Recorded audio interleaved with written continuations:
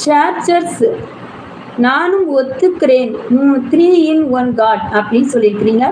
கண்டிப்பாக 3 in 1 God தான். அதாவது நமக்கு எப்படி ஆவி ஆத்மா சரீரம் இருக்குதோ இதே போல தான் தேவனுக்கு ஆவி ஆத்மா. வருஷத்துக்கு முன்னாடி இயேசு கிறிஸ்துவா வந்தவர் தான் சரீரம். அதுக்கு முன்னாடி அவருக்கு சரீரம் கிடையாது, வெறும் ஆவி ஆத்மா.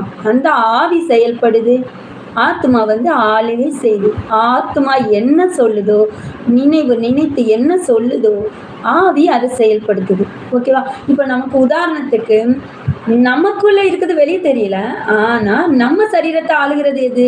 நம்மளுடைய ஆத்மாவும் ஆவியும் தான் நம்மளுடைய சரீரத்தை ஆண்டு கொண்டு இருக்குது.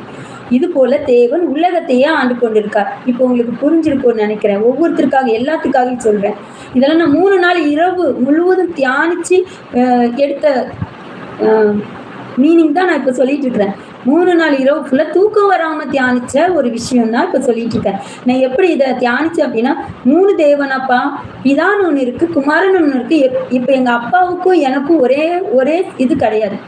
எங்க அப்பா ஒருத்தர், நான் ஒருத்தர்னா வேற வேறைய குறிக்கும். எங்க ரெண்டுத்துக்கும் வேற வேற வயிறு இருக்கு, வேற வேற ஹார்ட் இருக்கு, வேற வேற இருக்கு. அப்ப எப்படி நாங்க ஒரே சரீரமா ஆக முடியும்? ஆகவே முடியாது. அப்போ 3 தேவனான்னு பார்த்தா அதுக்கான மீனிங் வேணும்னு தெளிவா கேட்கும் பொழுதுதான் தேவன் எனக்கு உணர்த்தின விஷயங்களை தான் இன்னைக்கு, அது 3 இரவு விழித்திருந்து தியானிச்ச விஷயத்தை தான் நான் உங்களுக்கு ரொம்ப ஈஸியா சொல்லிட்டு இருக்கிறேன். எனக்கு அதுக்கு கரெக்டு தானான்னு வசனம் கேட்டு அதை தெளிவுபடுத்தி